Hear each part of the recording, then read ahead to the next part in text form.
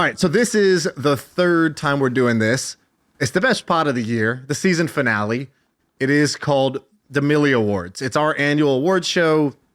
We did it the first time, I think, improv, or like pretty close to it. We did it just like kind of on a whim. People loved it, so we brought it back, and now we're bringing it back again. And it's basically, it's our awards. So we do categories like Billy of the Year, Breakout Company or Person, our favorite unsexy business, our own best investments, and our own worst investments, things like that.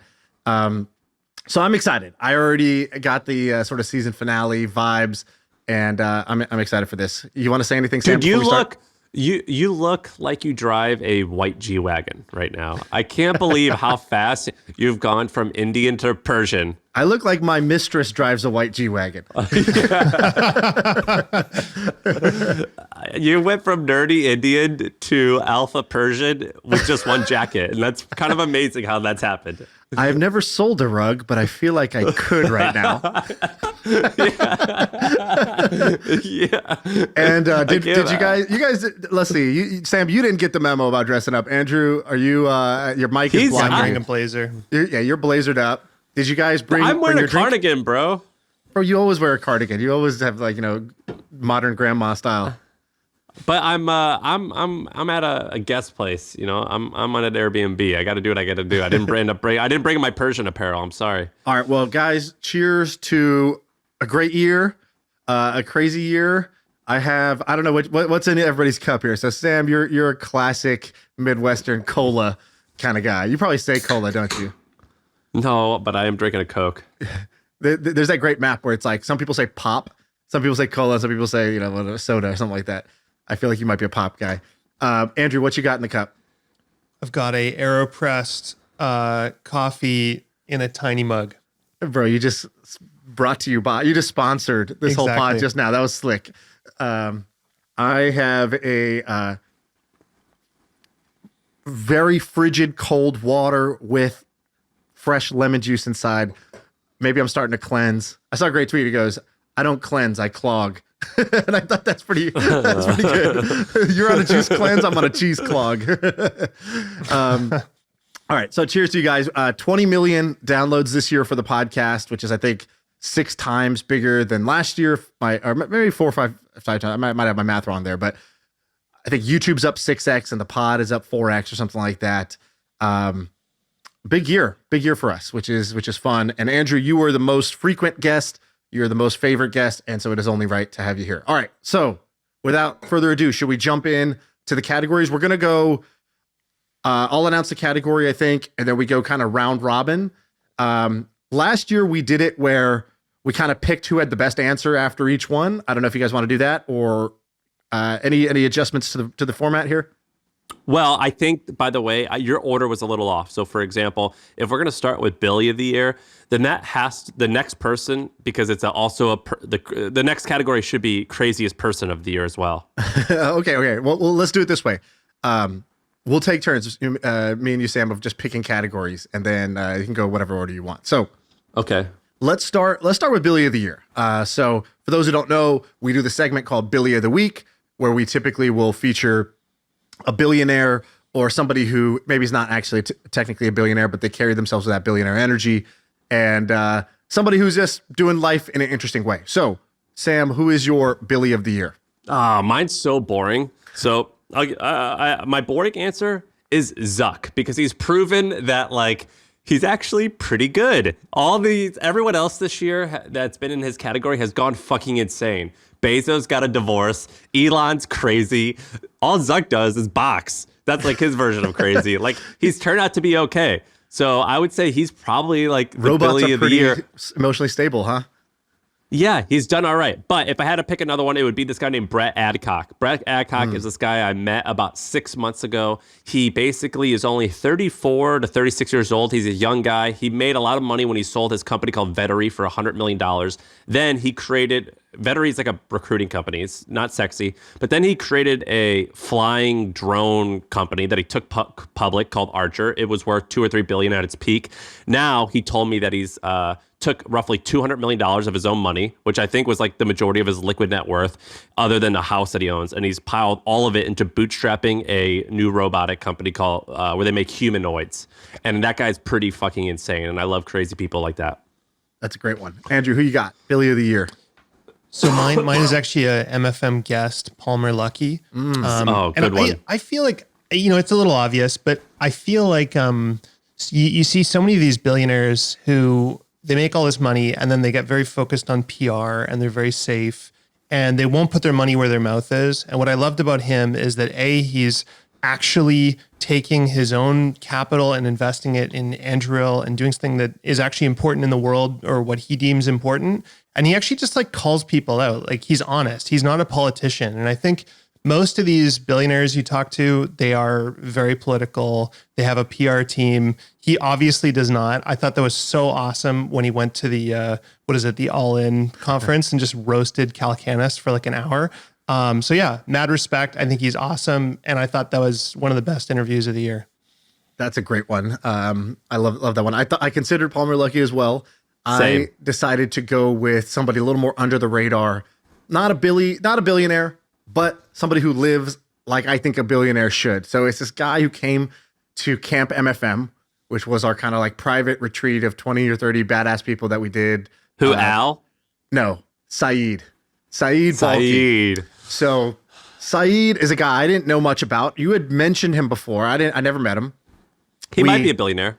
He might be, but it doesn't matter. He lives like one. So when we met him at the camp, I was like, so what do you do? And first of all, he just had the most chill energy. He was not stressed.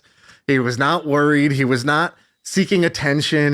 He had none of those small boy traits. And instead, he was relaxed. He was having fun. He was asking people questions. And I asked him, I said, so what do you do? And he's like, well, he started to explain. And somebody else cut him off and was like, let me brag for you for a second here. So what Saeed owns is basically the largest collection of WordPress websites and tools. So if you search for WordPress, WordPress powers like 30 or 40% of all internet websites. And so people are often searching, how do I do this on my WordPress site? You'll land typically on one of his websites like WP Beginner or WP Engine or whatever.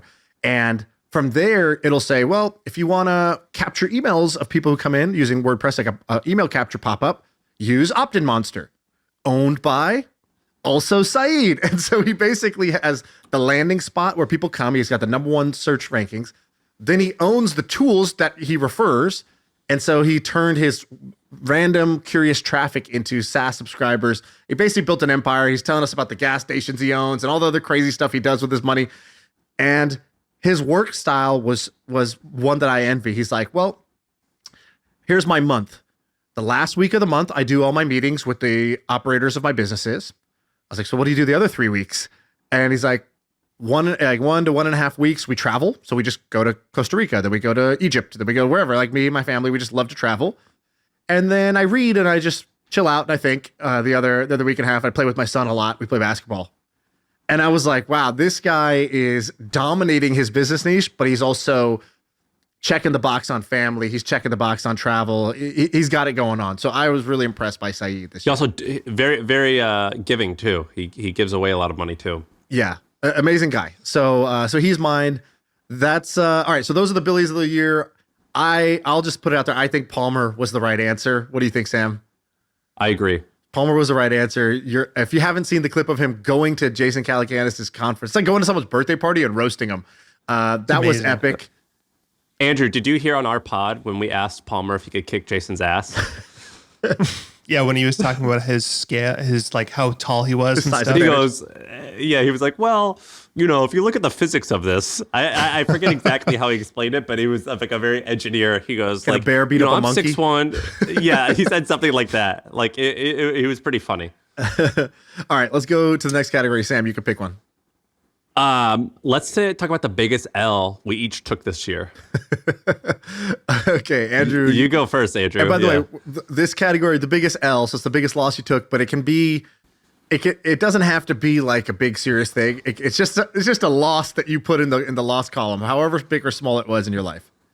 Yeah. So I read this book about 15 years ago by this guy, Ramit Sethi. He's got a website, I Will Teach You to Be Rich. And he's got a book called I Will Teach You to Be Rich. And at the time, I knew absolutely nothing about personal finance or finance at all. And he had this really great section where he says, people think they need to save money on lattes. What they actually need to save money on is percentages. And so he's talking about interest rates on credit cards, interest rates on mortgage, fees in real estate transactions. Like the difference between 2% and 2.5% is like $20,000. And people don't think about that. He says, he goes, don't worry about $3 problems. Worry about $30,000 problems. Exactly. So I had one of those. So, maybe like 2 episodes ago, a couple interviews ago, I talked about, interest rates and the risks there. And this was very top of mind because we had a piece of debt in the company that I wanted to lock in the interest rate on.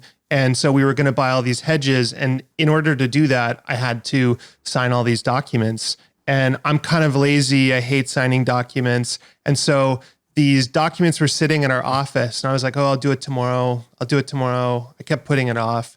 And then finally I signed it. And I realized that between the time that it was sitting there for a week, and in that week, the interest rate went up by like 1%. And that represented like $500,000 or something insane. And so just me being lazy and not signing that document and not thinking in percentages cost me like $500,000.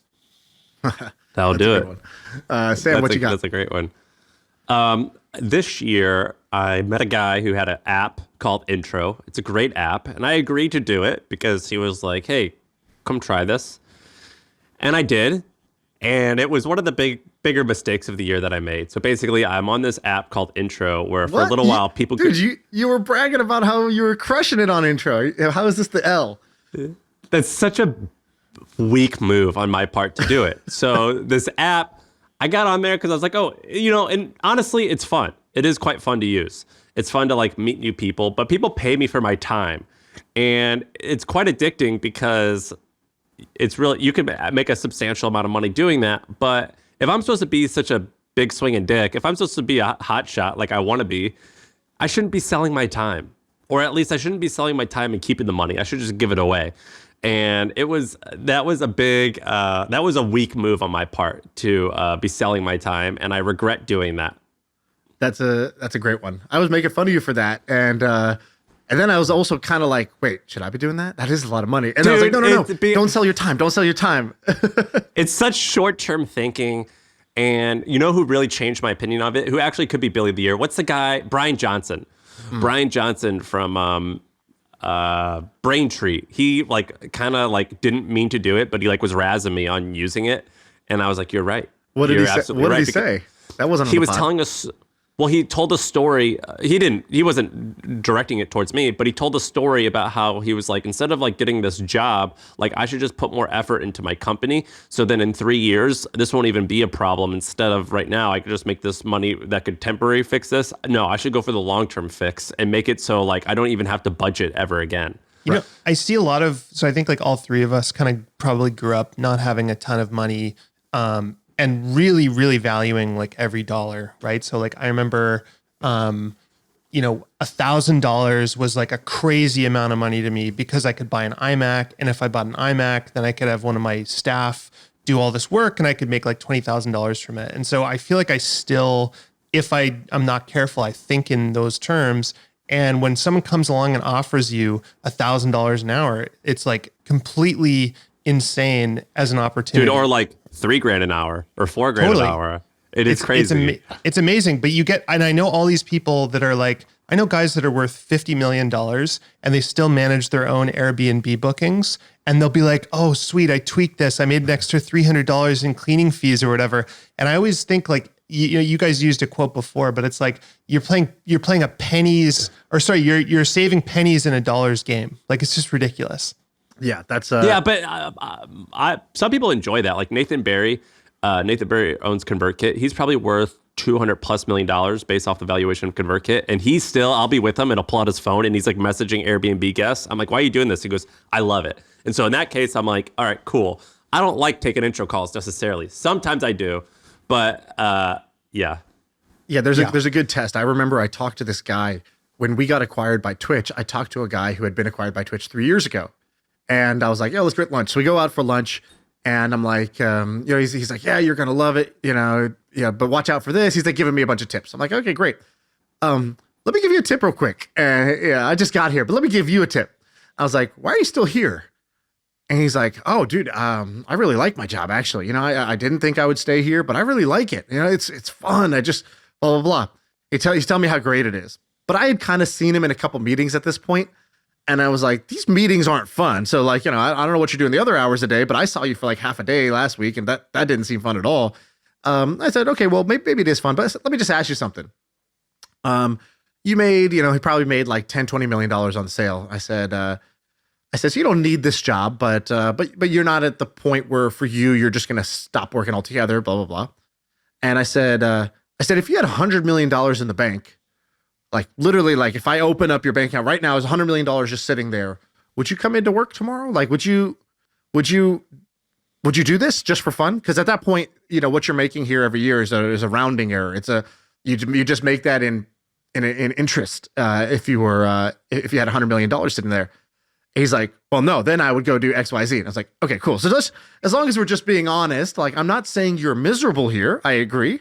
But the stories we tell ourselves in order to justify doing something that we're actually doing for the money, but we don't want to say we're doing it for the money. We want to say we're doing it for all these other reasons. There's a very simple test. Imagine you had all the money. Would you still do this thing? And like, but the dangerous thing about that logic. So Ryan Holiday has this great Daily Stoic podcast, and recently he had an excerpt from Stephen Pressfield's book. He's got all these books about kind of discovering your thing and your mastery and art and all this kind of stuff. And he talks about how people get addicted to patterns. So people can be addicted to love. They can be addicted to money. They can be addicted to, almost anything. And the question I always ask myself is, I might love designing the website, or I might love going into the Shopify stats and seeing the sales, or doing the Airbnb management.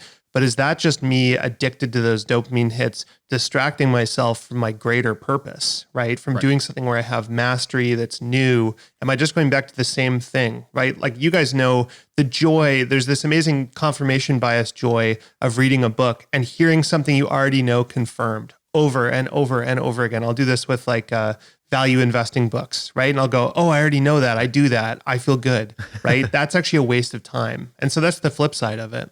The other one is my buddy told me this when I'd been working on my startup for 6 or 7 years, and he told me, he's like, I just don't get what you're doing. I was like, well, what do you mean? I can explain it. And he's like, no, not the logic of it. He's like, I just feel like, let me ask you a question. If this all went away, is this what you would sign up to go do? Like, would you basically like take the example of the guy I was talking to? If you weren't doing this job, would you just apply for this job here? No, you would go do something completely different. Like you're here because you got acquired, and then you're here, and now fast forward 3 or 4 years later, you're still here doing the same job. But if I took this job away, you would never go to a job posting and apply for this job. And so he was explaining that. He's like, inertia is just a bitch. He's like, an object in motion will stay in motion. Whatever you're doing, most likely you're doing it because you were already doing it, not because you think it's the thing you actually should do in most cases. And so you got to be really aware of that. All right. So what's yours? Okay. So wait, what is the category even? What are we in? Your biggest L. My biggest L. Okay. I have one that's sort of like yours. I was chasing pennies in $1 game. So I recently moved, and your boy rents. I'm a renter. And so I moved from one rental to another new house, and I was like, oh, I love this. I could just like move whenever I want. Don't have to worry about anything. Just call the movers. I broke my lease. I just moved. But my landlord came in and first, did a walkthrough of the place when I was there. We talked about his family, his history in this house, shook hands in the garage, said, it's been nice having you. All right, see you later. Don't worry about all the stuff. Everything looks fine. 3 weeks later, he hits me with like a $20,000 or $30,000 bill. And I think it's $20,000. He gives me with an extra $20,000 bill on the move out for like, scratches and like, stuff like. Was he right? No, he was not right. It was, and he's a lawyer. So he had baked into the lease that like, hey, anything that's associated with the move out is your cost. Like, for example, if I fly to California to observe the move out, you have to pay for my flights, my hotels, my food, my this, my like, there's just shit in there that was like, not like, I didn't damage the property. It was just like extra stuff, but he had put it in the lease. I had signed the lease because like, you know, like Andrew, I don't really read it, or if I read it, I'm not going to really What are push. words? Yeah. You know, it's like, you know, I'm optimistic at the beginning of things. I'm like, this is going to go great. He's going to be a chill dude, just like I would be. Well, he's never going to hold me to any of these things. And like, sure enough, he held me to the letter of the law on every single thing. And so I decide to do something that we talked about on this podcast. I decide to take him to petty court. And so a guy who listens to the pod, who's a lawyer, reaches out. He's like, yo, I heard about the landlord thing. I'm ready to fight to the death on this for free. And I was like, let's do this. And so in my head, I was like, I'm going to fight this 20 grand. Got this lawyer now. This guy, Troy, you know, he's a great dude. Got to know him a little bit through this process, but we try fighting back. And the problem is I'm going against an 87-year-old retired lawyer who's got nothing but time on his hands. This is probably the biggest thrill he's had in 37 years to fight and you know, like look up every California statute. And he sends me these packets of like 47 documents. He sends me CD-ROMs full of photos of the property. I'm like, dude, I don't have a CD player to put this in. How am I supposed to see these photos? And he's just sending me letter after letter. And I took a guy to petty court who is like the king of petty court. And in the end, I end up paying the full amount just by saying F it. And I'm like, dude, I'm wasting my time. I'm wasting this lawyer's time. I'm wasting this old guy's time, but he's got infinite time.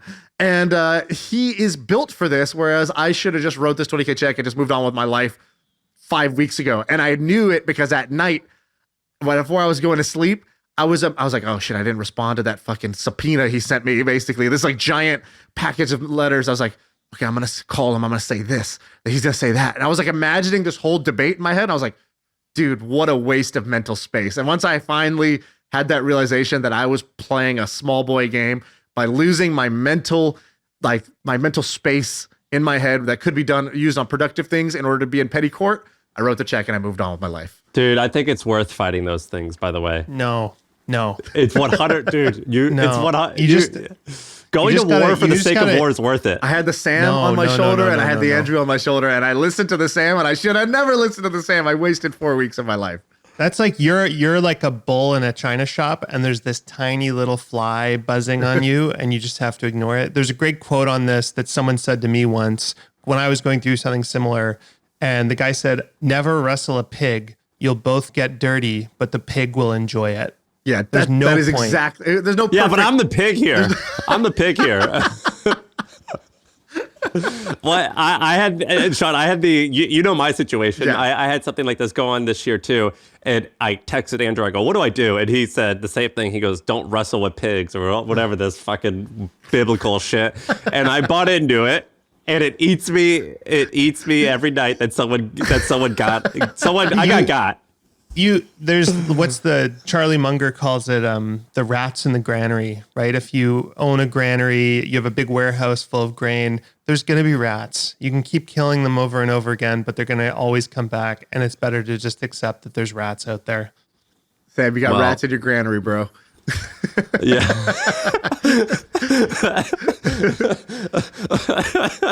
All right, let's do the Stupid. Let's go to the next one. Okay, cool. All right, let's go to the next category. We're going to do Breakout Company, which is sort of the sexy one, and then let's do the unsexy business of the year. So we'll do both. First, let's do the Breakout Company of the year.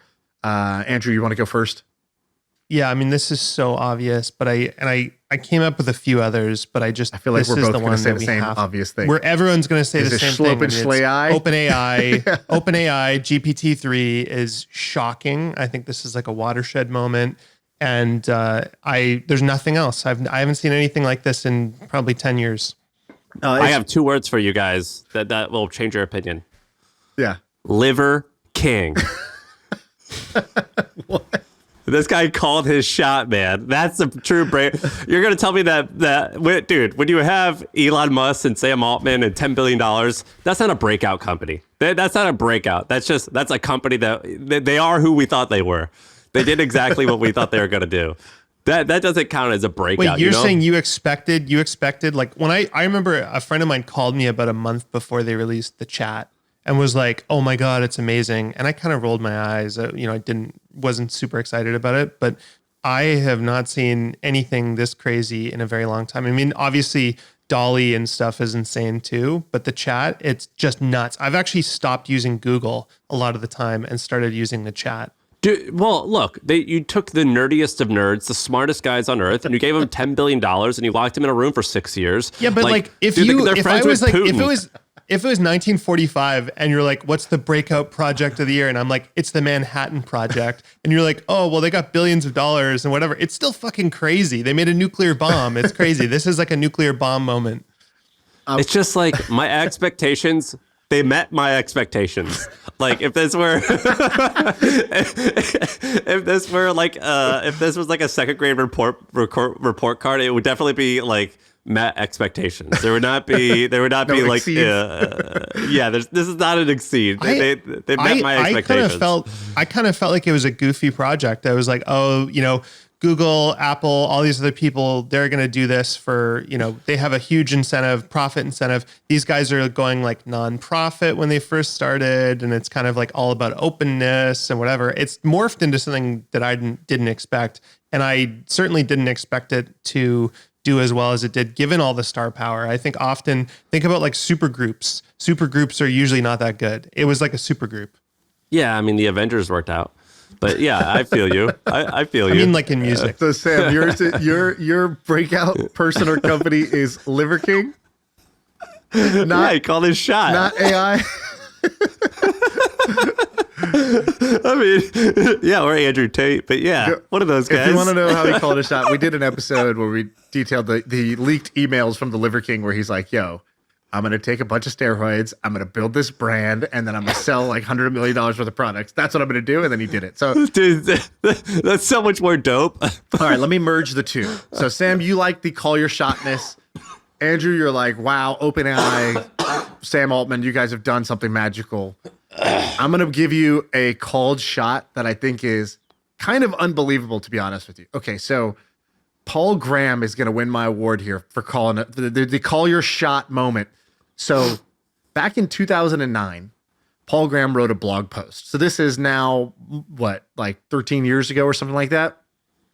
Paul Graham writes a blog post. It's called, if you go to paulgraham.com/5founders, the number 5 and the founders, he says, Inc.com recently asked me who the 5 most interesting founders are the last 30 years. He goes, how do you decide who's interesting? I think it's influence. Who are the 5 who've influenced me the most? Who do I use as examples when I'm talking to companies that I'm funding? Who do I find myself quoting a lot? And it's everybody you would expect. It's Steve Jobs is number 1. He's got Larry and Sergey from Google. He's got like his buddy, Paul Buchheit, who invented Gmail and also wrote the first prototype for AdSense and gave Google the mantra of don't be evil. Okay, everything's expected so far. And number 5, he says, Sam Altman. And he goes, I was told I shouldn't mention who at the time, by the way, was 22, I think, right? Yeah, exactly. At the time, he's probably 21 or 22 years old. And he was wearing double pop neon collars with Steve Jobs. Exactly. Very embarrassing. Put up a photo of him doing this announcement at the Apple conference where he's wearing a double polo neon popped collar. It's really incredible. You wouldn't think that guy's going to rule the world, but Paul Graham knew that he would. So here's what he wrote about Sam Altman back in 2009. He goes, I shouldn't mention a YC founder, but Sam Altman cannot be stopped by flimsy rules. If he wants to be on this list, he is going to be. Honestly, Sam is, along with Steve Jobs, the founder I refer to most when I'm advising startups. On question of design, I ask, what would Steve do? But on a question of strategy or ambition, I ask, what would Sama do? What I learned meeting Sama is that the doctrine of the elect applies to startup. It applies in a way that it applies way less than most people think. Startup investing is not about picking winners you think might win a horse race, because there are a few people with such force of will that they are going to get whatever they want. And now you fast forward 13 sentence. years, Yeah. The guy, basically creates this, what's going to be probably a multi-$100 billion company, OpenAI, and brings, one of the most magical technology experiences, which is if you're using DALL-E or GPT-3, he created. And he that. wasn't even that successful back then, by the way. I don't think he had. I think he had sold a company, but he sold it. I think for less than they raised. I don't think he sold it even at that point. So let me see. When it was called Looped. Yeah, it was Looped. And I think they sold it for about $43 million. He sold it 3 years later. So he was at the beginning of Looped. He sold it for $43 million, and I think I remember reading about the sale. There's some interesting stuff about how he like they sold it for less than it was funded for, right? Which is like, considered an L. But he sold it in a way that he was able to pocket a few $1,000,000. He then invested in Airbnb right away and was the first seed investor in Airbnb. He's got this he went on kind of an epic run post that. Yeah, he's a crazy guy. I think that's got to be the breakout. I agree. Maybe Sam Altman this time can beat the Liver King, but it's close. We can all agree, tomato. The most impressive thing about Liver King is he's not a good-looking dude. Like so many of these guys you see and they're influencers and they're like super jacked and handsome. Dude, he's not a good-looking guy. He's my example when I say I told Sahil Bloom this, because Sahil Bloom is like the good-looking version of me. I was like, hey, if I can't be good looking, I'm going to be interesting looking. And that's what the Liver King did. He's not good looking, but he decided to be really fucking interesting looking. And that works just as well. Then we'll have to go with Sam Altman gets it this time. All right, let's do unsexy business. I didn't even know what you meant by that. Well, you go first. An unsexy business is like when we do our blue collar Billy of the Week. What do we call that shit? The blue collar side hustle. It's like a business that's not artificial intelligence or flying cars or whatever. It's just like a boring, unsexy business. How are you confused by this? This is like the premise of our podcast. But I don't know. All right. Well, what podcast? So what's yours? All right. I'm going to go with, I could go with egg cartons, but I think I've kind of beat that one to death. The eggcartons.com. If you haven't heard me rant about that, go look up that episode. That is the most remarkable one. This woman, Sarah Moore. But if not that, I'm going to go with one we haven't talked about that much on here. It's called Aunt Flo. Have you heard of this business? No. So what Aunt Flo... Are you saying the word ant? Like ant? I'm saying like the word ant. Flow? Yeah, Aunt Flo. Okay. All right. You can say it your way. Sorry. I just wanted to make sure that it's the word that we're using. Okay. Yeah. So Aunt Flo. Aunt Flo is a business that is basically, it's period products. I don't know how I'm supposed to say this, but it's period products. So basically you go to a public restroom inside of any university, a stadium, whatever. In the women's restroom, they should have, and now in many states, they're mandating that you have to have, tampons, pads, products for women. And so normally these were coming in a dusty, raggedy container with like really poor hygiene. You got to like open the thing and everyone's like trying to use toilet paper to like touch the thing to open it. And it's like really gross. I mean, this is like, there's like literally like blood on these products. So it's not like it's not something that you want to touch. It's not a sexy experience. And what she did was she brought a sexy experience to a very unsexy industry. So if you go look at their dispensers, they basically made like the Tesla of dispensers, and they install it on the wall. It's got this great brand. She's this great founder, and they are just cleaning up. So they are getting contracts with universities, and these are multi-year contracts. It's installed on the wall. This thing is never going to get changed. There's going to be no churn, is my prediction. And it's sort of like they install the dispenser, and then you have to buy the products as they're used or as they run out. And she calls herself the CEO, the chief estrogen officer. She's just gone all in on like building this company as a woman-led company that's like making this one kind of crappy experience better. And I asked her, I was like, did you invest in this? Yeah, I was like, I've never been in a woman's restroom before. What's the current, like, who's the incumbent? Who are you competing against? And she's like, literally, it's a guy named, like a brand called Bob and Rick. And like Bob and Rick's dispensers are like the thing. And, it's this terrible experience and we're making it better. And so they're at like, they're definitely, sort of like high 7 figures run rate where they have all these great contracts. And they have, they're the official dispenser for all the Apple stores. And for like, the whole state of, I don't know, Utah or whatever, some state that's like mandated this can happen. And I think once one state does it, all these states are going to do it. So I think they're very well positioned to take a very boring niche and build a pretty badass business. And she's a Teal fellow, only 25 years old. Yeah. Claire Coder, I think her name is. That's right. That's a good one. Do you have one, Andrew? Yeah. Okay. So hotels are constantly trying to save money, especially chains. And I don't know if you've ever gone to like a hotel chain. You'll notice that on the wall, if it's like a cheaper one, they'll have like dispensers for shampoo and soap, and it's all refillable, right? So the idea is like you used to go to a hotel and there'd be a bar of soap in a box, and you open the bar of soap and you use it to clean your ass, and then they have to throw it away.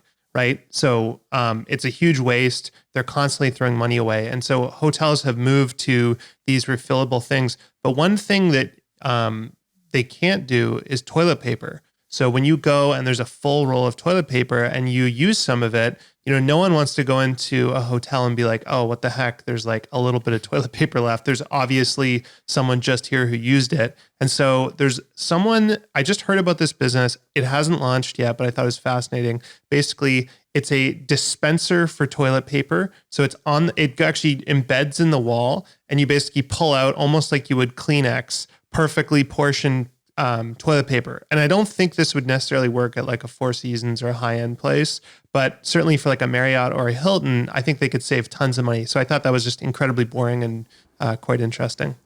That's a great one. All right, that's a good one. There was one that got big doing that with the shampoo bottles back in the day. They would take the once used shampoo bottle and they would recycle it basically. And they were just like, hey, hotel, we'll pay you nothing for it, but we'll come collect it for you. We'll just take it off your hands because this is just trash for you. And they created a business out of that. So have you guys invested in any boring businesses? Like I gave Nick Huber a little bit of money. I think you did. I've Sam, done Huber, as well. yeah. What else? What other boring stuff have you guys done? I'm in Enduring, Stupid. so they buy, a lot Same. of kind of boring businesses. Well, that's kind of tech. I mean like brick and mortar. Development of real estate, like townhomes. I feel like it's weird because I feel like half of what we talk about on this podcast is like these boring brick and mortar businesses, and yet we fetishize them. We don't own that many of them. Like Do you own any of them? Yeah, I own an air ambulance business. I own a deli and bakery, bunch of kind of restaurants and that kind of stuff. Wait, what the? But I want to get ambulance. Oh, like helicopters. air ambulance. So if you're like in Mexico and you need to be brought home and you've had a surgery or something, we facilitate that. It's a very good business. But I really want more of those things. Have you guys ever thought about like starting like a fund around that or something? Because I feel like Seems every like a lot of tech work. entrepreneur who's made money It's kind of wants like cash third flow. world countries. Yeah, I like to visit. I don't really live there. Well, you don't have to operate. You don't have to operate. It's just invest in all these cash flowing, boring businesses. Whenever people talk about that, I'm like, where do you find that? Like do you go into eBay? Where do you find this air ambulance thing? You know what I mean? Yeah, it was like we met someone through a friend of a friend. It's always like someone's dad, right? It's like, oh, his dad wants to retire and the kids don't want the business or something like that. Or these things happen at the golf course. Yeah, I don't know. Yeah, I should be doing that. I think I got like really tech brainwashed because I started a sushi restaurant, then I moved to Australia and did like a biotech thing. But then I moved to Silicon Valley when I was 24. And I was like, basically I just got like really deep in the Silicon Valley kind of ethos and game. And that's my network. And that's my skills were around internet companies. And so I think it was kind of the right move to go deep there and try to like win in that world. Cause I think you don't have to win in all games. So like, I have a fund to do startup investing. Like if I do great with startup investing, I'll do great. I don't really need to also do great with a very different style of investing. So I think I'm curious about it, but, do I want to like sort of restart the learning curve in a new way? But one, you guys have this crazy advantage of, I think your rolling fund does well because of the podcast, right? So if you guys go on and you say, hey, who has a granddad or a father or a mother who owns this family business that wants to sell, I feel like you'd get mobbed. There's something there. Let's see. All right. Shaan at ShaanPuri.com. All those leads can go to me then if you guys don't want them. Let's see what comes in. I'll share all the interesting. I'll filter all the interesting ones for you, Andrew. So Shaan at ShaanPuri.com. Right. Email me your dad, your granddad, your uncle's business that we could either take like a minority stake or maybe he's looking to retire and sell. Let's see what we got. Okay, so those are the Wait, I got your unsexy say mine. business. Dude, I was reading about CoffeeZilla going deep on Andrew Tate's thing. Do you guys know how Andrew Tate makes money? I do, but go ahead. He basically he has this. Well, okay, Fine. You got that smug look on your face. Like Well, you're isn't gonna it a take me to sexy school. business? It's like a cam girl's business, right? Like it's the definition of a sexy business. No. The real Hustler way that he University? makes money is, yeah, he's got this fucking Discord that's $50 a month in order to like join, and there's like channels on like copywriting. It's basically just the same shit that you and I, Shaan, have done, like screwing around. Except, do you know how big it is? It's like Tens of thousands of 150 members. million. Yeah. No. Like 1 million members. Oh, wow. Like we're talking 9 figures in revenue. And CoffeeZilla like did it. He's like, look, here's all the members. If you multiply that by 50, and then you could even add a discount to it, it's like we're talking about north of 100 million in revenue. And it's just a Discord with volunteer community like chairs, like community leads. Freaking crazy. And I considered saying him wild. for breakout person, but he's obviously pretty controversial, so I didn't want to like. The breakout is I've never seen somebody go from nobody to everywhere all the time in your face the way this guy has. Like he built a brand it's crazy. in like 7 months or something like that. Like, had you ever heard this word before, Andrew Tate, last year? Like, no. I think he was the most Googled person on earth this year. That's crazy to me. Is that crazy? And he says it, and when he does his interviews, he goes, Mr. Beast has to spend $5 million and blow up a bus in order to get 10 million views. I sit He down said, and I just talk. Yeah. And it's true. It's true. The guy's way of speaking and the things he says are so compelling. And then he built this viral engine where his all Hustlers University is basically, post cut up clips of Tate everywhere, and then go comment, and basically in the comments revere me. And that's how, and then everybody who signs up for Hustlers University, you're going to make money doing that. Like, that's basically the core job, is like, go promote me. It's crazy, man. It is crazy. It's a multi-level marketing scheme, just promoting him. He is the product. It's wild. All right. So what's do we vote on that one or just move to a different topic? Yeah, vote. I forget I don't even remember. Let's just move on. Andrew's toilet paper thing, let's say. Okay, let's do best investment. So the best investment you made, and then we're gonna do worst investment also. So let's start with best investment. Let's go, Sam. What was the best investment you made 2022? Financially, fucking none. This year was, in terms of money, this was horrible. The 2 best investments I made were getting fitness coaches, so nutritionists and like a lifting coach, a fitness coach, and then also this pod. This is like the first time, Shaan, this year where like, and this is actually one of my most proud moments, where I've been walking around and I get noticed maybe 1 to 3 times a day. And this is the first time that I'm like, oh wow, Shaan, the work that you and I have done over 400 or 500 episodes, it's like properly paid off. Yeah. So that's this pod is this year felt different. Has it ever been annoying or weird? Yeah, one time like there's been multiple times where Sarah and I are having like a serious conversation, or we're arguing, or we're having like a contentious conversation, and someone pops up and like you gotta like be like, oh hey, yeah, hi, and you gotta like turn it on, and that kind of sucks. It's like, like when you and your wife get in a fight, but then you gotta get in the car together to go to like your friend's house for dinner, and you gotta put on like the performance of the century. That's kind of like how it feels sometimes. There's a what's her name from the Hunger Games? Jennifer Lawrence. What's her name? Lawrence. She talked about how she can be nice to 1,000 people, but if one time she's fighting with her boyfriend and she's kind of a bitch to somebody, they'll go on Reddit and post about it. And she feels like you basically always have to be that person, and it's only a matter of time until you snap. Knowing you, it's only a matter of time. One time we were at we're exploring the pregnancy thing this year, and one time we were at the baby doctors, and someone in the waiting room said something to me, and I was rude. I accept your apology there. All right, I'll do a quick one. Okay, so best financial investment. I invested in this company called Triple Whale. That's basically like it's a tool for Shopify store owners. So it helps you like see your dashboard and make sure your ads are working well. And they have like a bunch of different features. I invested in this thing because I was like, oh, I like this. I want to use this for my e-com store. Or maybe I should just invest in it. Really didn't think this was going to be, I thought and I did this, by the way, I took my portfolio and I ranked like, what do I think are going to be the breakouts and what do I think are least likely to be the breakouts? Because I suspected I might be surprised. I was very surprised. So I think our $75,000 investment in Triple Whale is currently worth 3.3 million. And so that's been the biggest breakout from the fund so far. And it's would have been one of the 5 that I did not guess would be this explosive rocket ship. Because like that's just not how I thought about it back then. Like when I saw it, it looked like this cool analytics tool for e-com, Shopify stores. I don't know how big that is. I don't know how fast it'll grow. It's been insane. So that's my financial one. And then I'll also say we did Camp MFM, and that was an amazing investment. I'll tell you a little story about it. So we did this camp, 20, 30 people. We go to North Carolina, and we fly in this MBA trainer. So we pay for him and his buddy, like their flights and hotels or whatever. We rent these Airbnbs. We do the camp. It's great. Everybody chipped in, I think like $1,000 or $1,500. $2,000 or something. Yeah, I thought that would cover the cost. It didn't quite cover it. I think we're in the whole like $15,000 or something like that. No problem. Amazing experience just for the basketball, the fun, meeting people, all that good stuff. But something kind of crazy happened. We tweeted out that we were hanging with Mr. Beast or something like that, or that maybe the pod we recorded with Mr. Beast. And a guy saw that and started following Ben Levy. Ben Levy then checks out this guy's profile.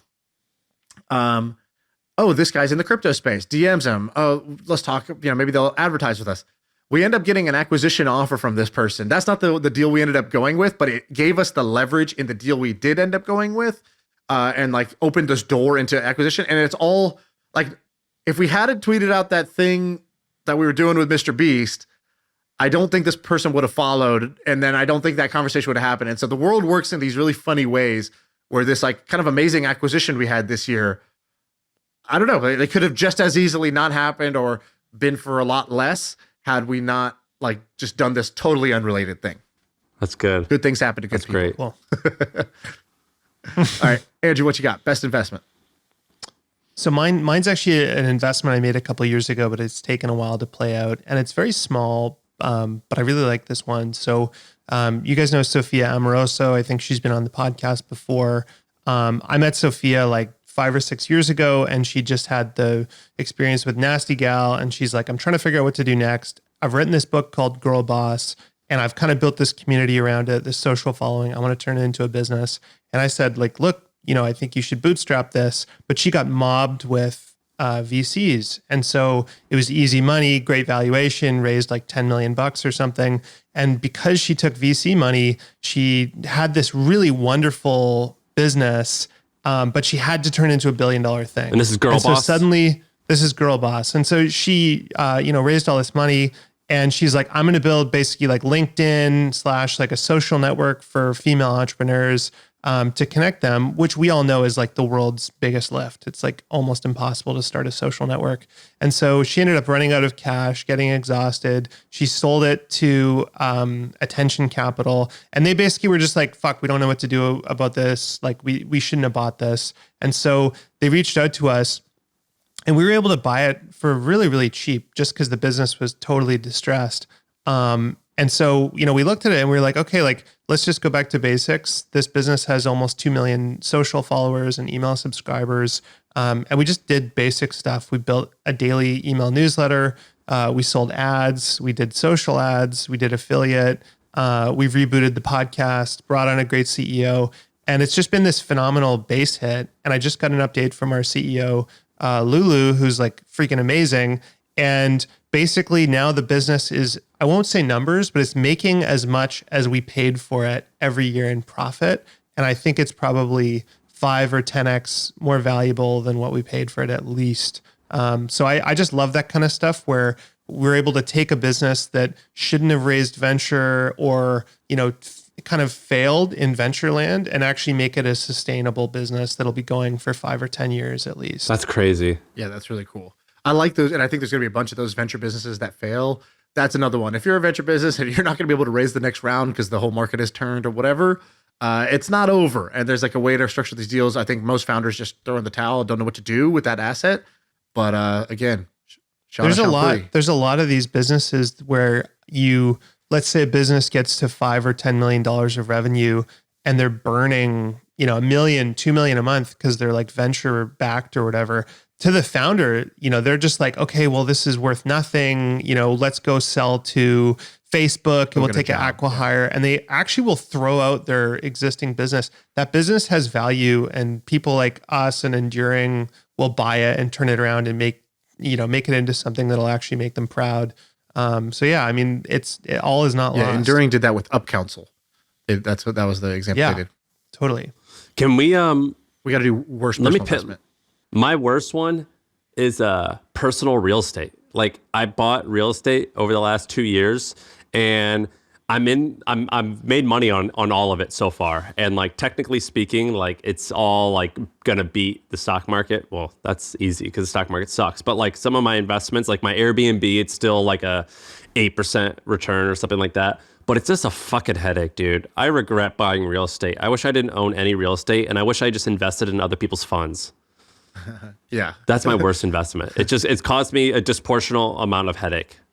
Yeah, that's a good one. All right. Mine's really hard to choose. So many losers to choose from this year. So people know my portfolio is essentially tech stocks and crypto. Tech stocks down somewhere between 40 and 85% this year. Crypto down 75% this year, or sometimes 100% in certain cases. I think Luna has to be my pick because it went to zero. And so that was just like, a 100% loss that happened in like 3 days. So last year, here's Shaan's company to watch.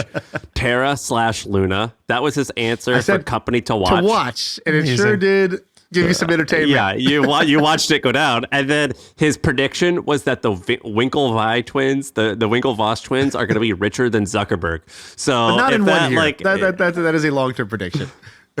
But you bet on Luna. So you're going to double down. This is the question. Are you going to double down on your Winklevi prediction? And what's the timeline, and what's the punishment if you lose? No.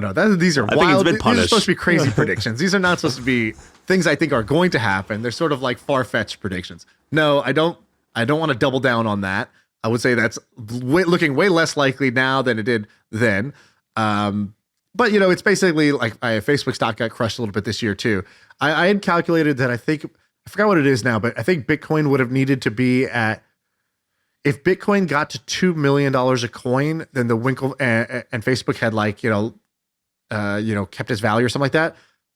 Based on how much Bitcoin they owned, I thought, okay, at that point they'll have surpassed Zuck. But the hedge was always, if Zuck owns any Bitcoin, then they can really never pass him.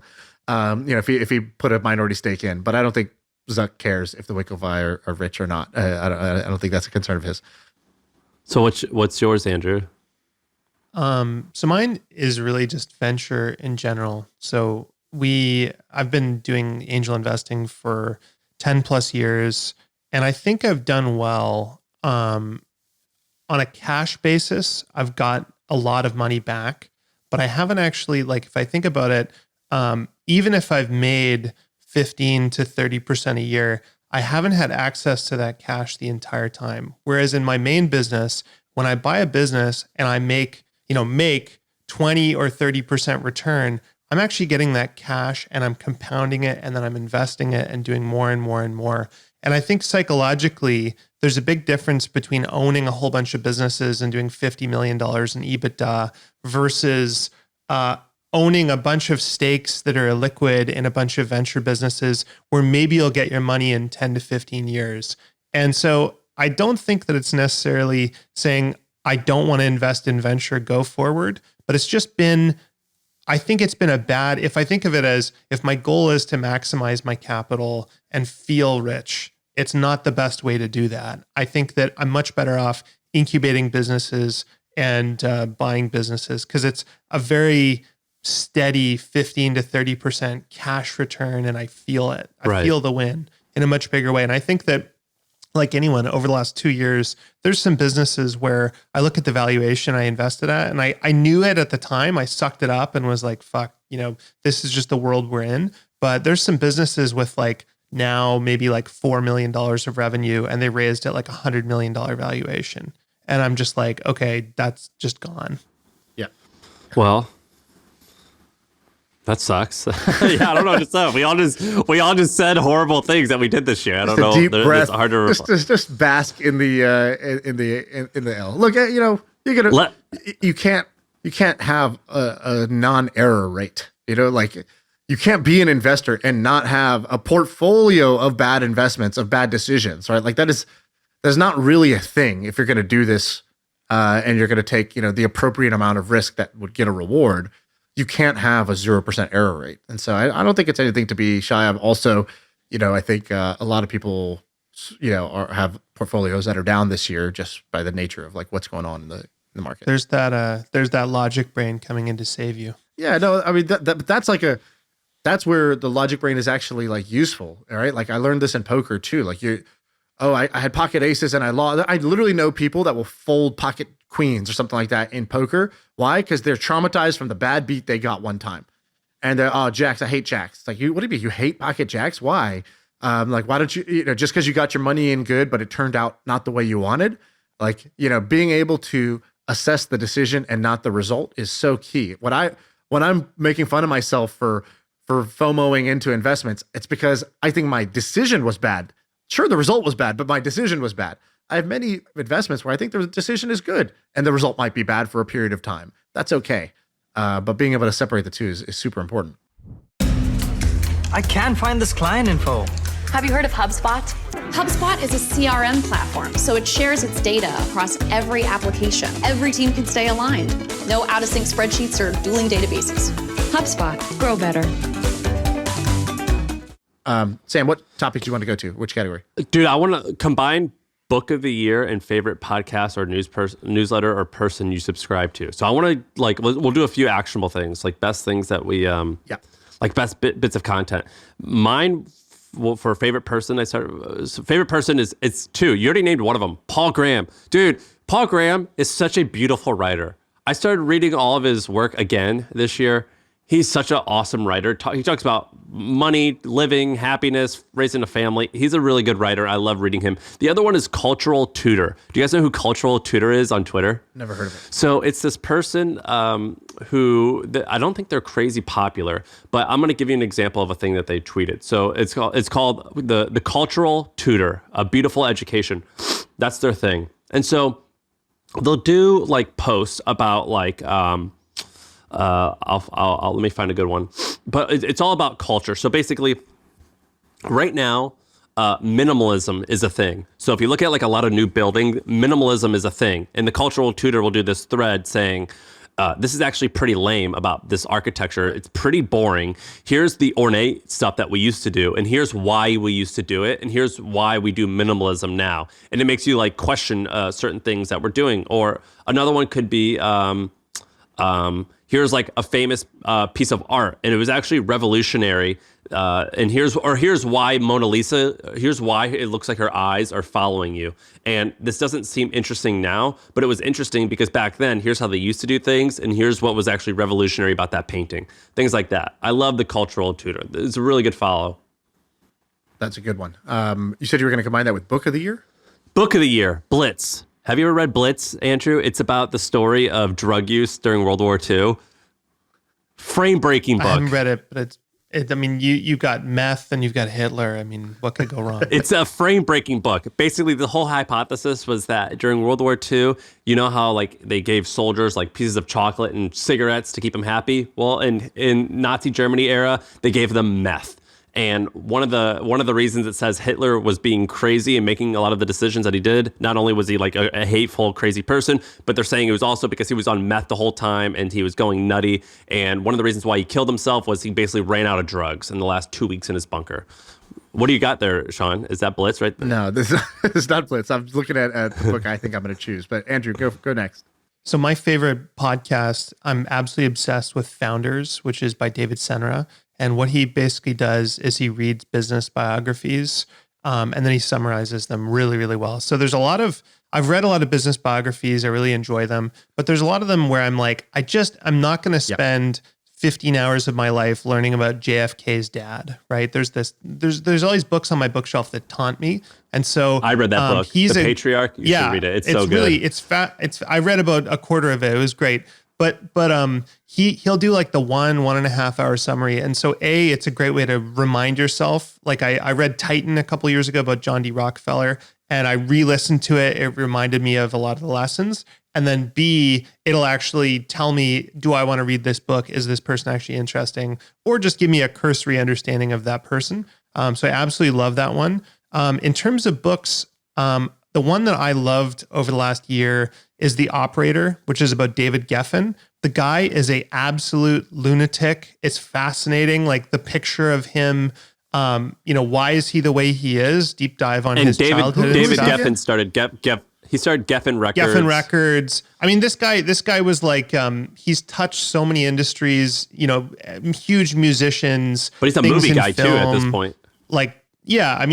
Fascinating career, but also an incredible investor and capital allocator and stuff. But what a fascinating book. And it's one of those ones where it's very unflattering, but it's incredible. Okay, that's he's good. worth like $5 or $10 billion at this point. I mean, he's like a big deal. All right, I'll do book.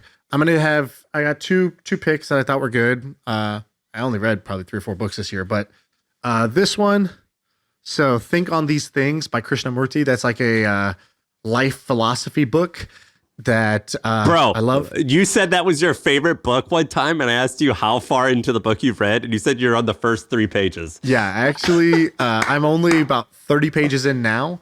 So I've gone from 3 to 30 in a year. I think this might have been my pick last year too. This book is so heavy, man. It's got like, let me see how far. Dude, it's not. Okay, that's like 250 I'm pages. 110 pages in. So I'm 110 pages in, and it's an amazing book. The second one is Andrew. You probably read this, Richer, Wiser, Happier. It's a great book for anybody who likes investing. And basically, yeah, it's a great book for anybody who likes investing. I think it's a fun read. So those are my 2 favorite books that I read this year. And then podcast, newsletter, or person, I'm going to give 2 kind of shout outs. A person one that's a little under the radar is called 10K Diver. Do you follow this guy on Twitter? So yeah, they're 10K good. Diver, the bio just it's the number 10, then K Diver. It says, I help people understand the fundamentals of finance and investing. And I think it's called 10K Diver because it's like the form 10K, like the that's like the name of the form or whatever. So he just gives really great threads about like very basic fundamentals of finance. And I find myself reading these and thinking, oh, surely I know, about whatever topic it is. Surely I know about stock-based compensation. Surely I know, whatever, cash flow. And then you read it and you're like, I always learn something from it. And I think he's a great writer. He's very clear. He's very helpful. I just think it's a great one to follow. It's like, there's a lot of junk food on Twitter. And I would say that 10K Diver is not junk food. I even took his like Maven course. But did you really? I only attended like half of the sessions just because like, it's hard to make that much time. Super interesting dude. And I don't know. The course wasn't like mind breaking for me, but I don't know. It's all good stuff. It's all good stuff. And so I really liked the way this guy thinks.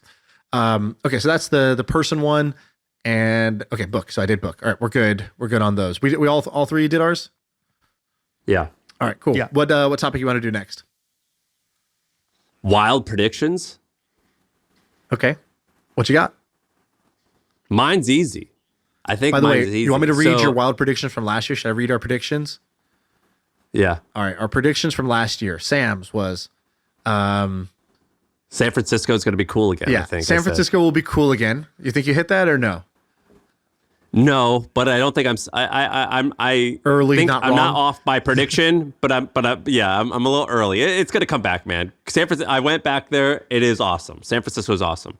Yeah, you said something about the YouTuber Meet Kevin and that he will be like, his company's going to break out or something like that. I don't know what that prediction was. Oh yeah, I totally was wrong. Totally was wrong. At-home diagnostics, you said was the industry to watch. Yeah, nothing happened there. And then you said overrated, the creator economy / Web3. Nailed it. Yeah, I nailed that one. Andrew, your predictions were that high salary inflation is not here to stay. Companies are going to outsource and offshore talent. What do you think about that one? I still think it's right. I think that it just took. I think we're just seeing it now, basically, as these tech layoffs happen. I think they're going to go global. Right. And then you said overrated. You said NFTs. I think we structured this differently last time. We did like companies to watch, overrated, thing to watch. I said overrated was SPACs. I think that was right. I said company to watch, Terra Luna. That was way wrong. And my crazy prediction was that the Winklevi will end up richer than Zuck, which is, early, like we already talked about. Okay, so this year, what do you got for a prediction or predictions for 2023?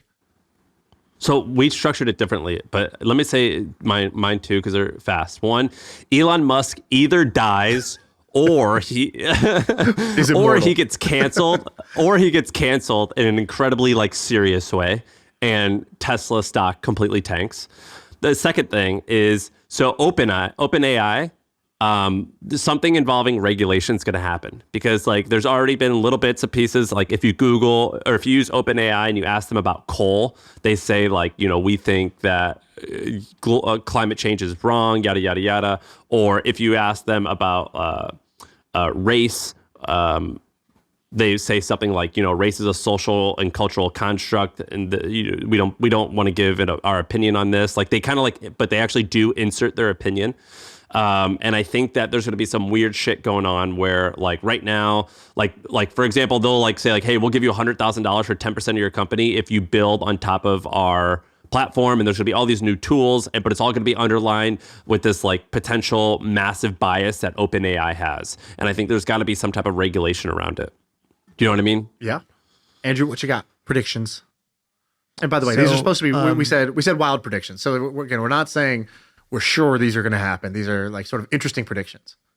Yeah, so you remember 5 years ago, everyone was saying Apple doesn't innovate anymore. They can't do AI.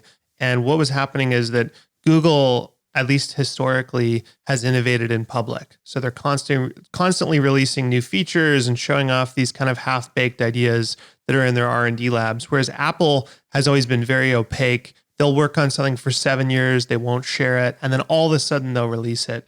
And I think that same thing is happening with GPT-3 and AI. I do believe that while right now I can say I'm using GPT-3 instead of Google, I think Google has probably been working on something similar for years and years and years, and is probably very far ahead. Maybe not ahead of GPT-3 necessarily, but that they have their own offering. And so I just think it's there's going to be a lot of other players in that space coming out over the next probably 3 to 6 months. And that there's going to be an ecosystem of offerings similar to AWS and Azure and Google Cloud. I think it'll be the same thing with GPT-3, Google, maybe Microsoft. I don't know who else. Cool. Sam, I agree with your Elon one. That's one of my predictions. I think he gets canceled in a big way, or one of his companies goes broke. I think that is a good wild prediction. But I'm actually not going to predict. I think that he's going to get Me Too'd, I think. Yeah, I feel like he already has, and somehow didn't he already? I mean, he already did. I mean, kind of. I think he's uncancelable, kind of, given all this stuff. I think people think that, and then it's going to get the number of. I think it's still going to fanboys. happen. I think they're going to cancel the uncancelable. But I'm not really going to predict anything that's like the macro, because A, who the hell knows, and B, who the hell cares. I'm actually going to take a page out of the book of something we respect highly here on MFM. Calling your own shot. So my predictions are about myself. So here's my predictions about myself. I predict that this is the year that I get ripped. I predict that I turn the corner, and not like, oh, I get back in shape. No, your boy's never been in this kind of shape. So I'm gonna get ripped for the first time. And I also believe that I'm going to start a company that is special. I don't want to put a dollar amount, because these special things take time, so it's not going to happen in 1 year. But I'm going to start the thing that will be my kind of the thing I'm known for a very long time, the legacy thing, or the thing that builds the big wealth, the big empire. I think it's going to happen this year. So those are my predictions. For myself for 2023. Well, I'm happy you called your shot. I actually agree with you. I think you're going to do that too. I think you're more than likely going to create that company than you are get ripped. But You're just giving me that fuel. Dude. Thank you for the fuel. Are you willing to take drugs to get ripped? No.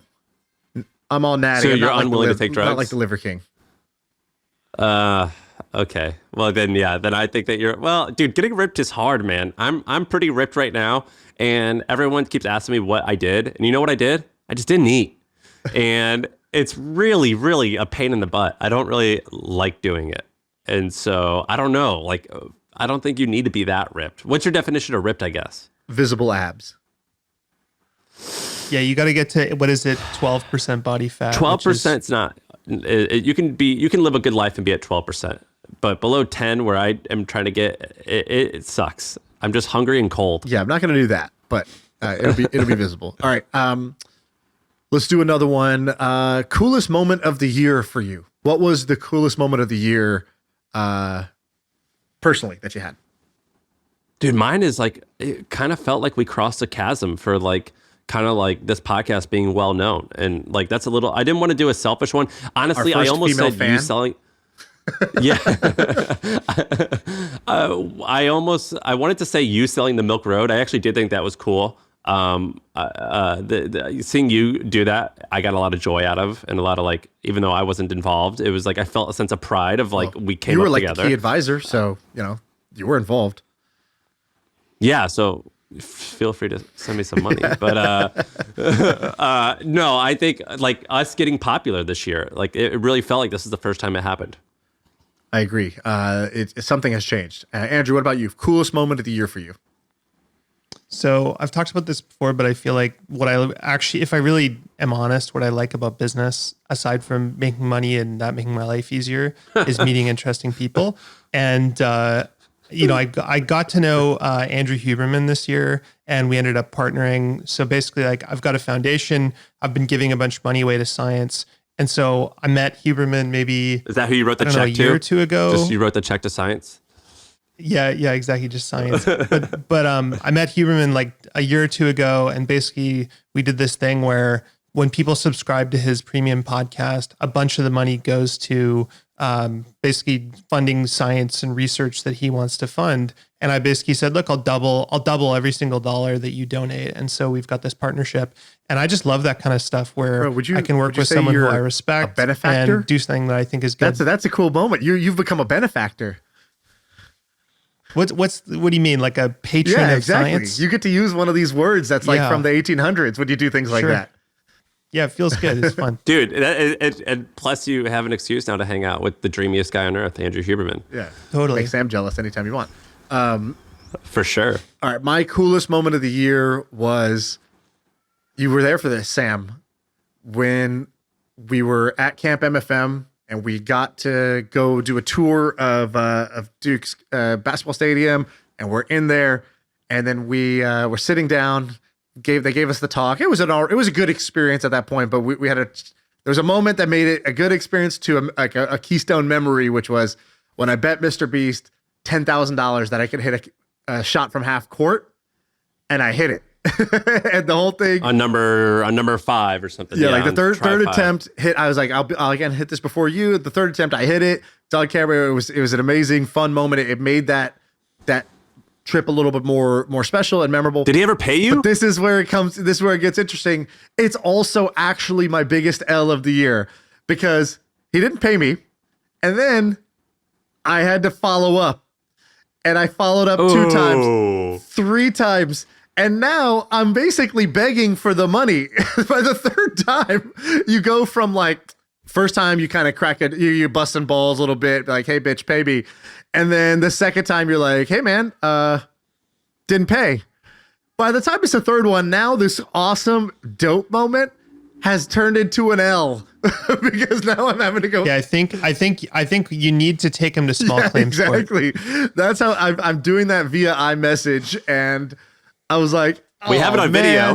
We have the bet on. We have the bet on video. I know. And so this baller moment of confidence of being like, hey, bet you 10 grand I can hit this shot, and then actually hitting it. with everybody there in the center of Cameron Indoor Stadium, turned into a bit of a small boy moment of being like, hey, did you have a chance to? Hey, I know you're busy. Just do you think you could? I'll send the details again. Maybe it's on my end.